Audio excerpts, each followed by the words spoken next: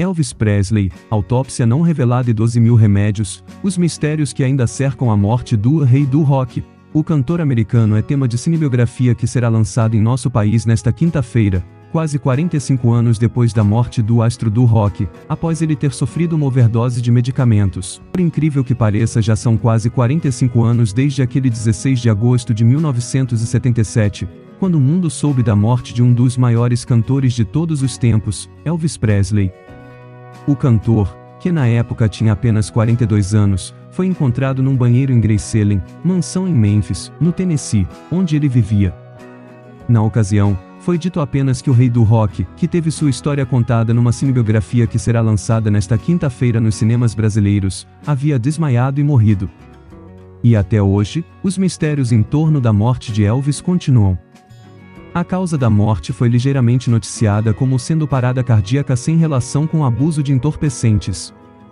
À época, médicos e imprensa acharam estranho o que julgaram ser pressa nesse anúncio, julgado inconcluso por alguns.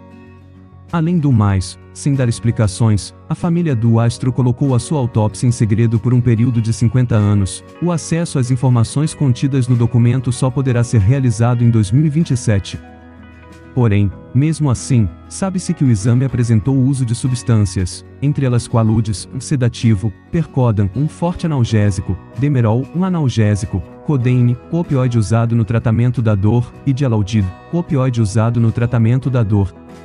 O abuso de drogas por parte de cantor e sua luta constante contra o vício vieram à tona pela ex-companheira do cantor, Linda Thompson, em autobiografia lançada em 2016.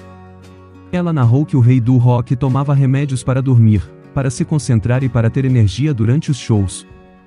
Uma outra informação que também veio a público foi de que o coração de Elvis estava inchado, com o dobro do tamanho, e ele estava com uma doença cardiovascular já em estágio avançado.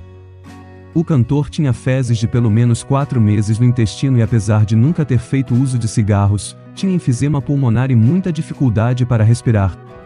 Em 1980, a revista People revelou que, nos 20 meses que antecederam a morte do cantor, foram prescritos para ele 12.000 medicamentos.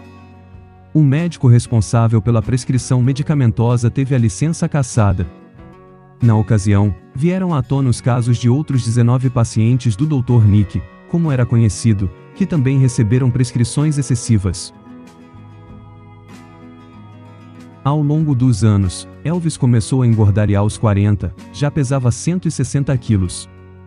De acordo com o Daily Star, os resultados do uso dos medicamentos já estavam começando a aparecer em 1973, quando Elvis se separou de Priscilla, sua primeira esposa. Em 1977, ele já não dava conta de sair da cama. Ele rejeitava banhos, e devido a isso, seu corpo começou a surgir feridas.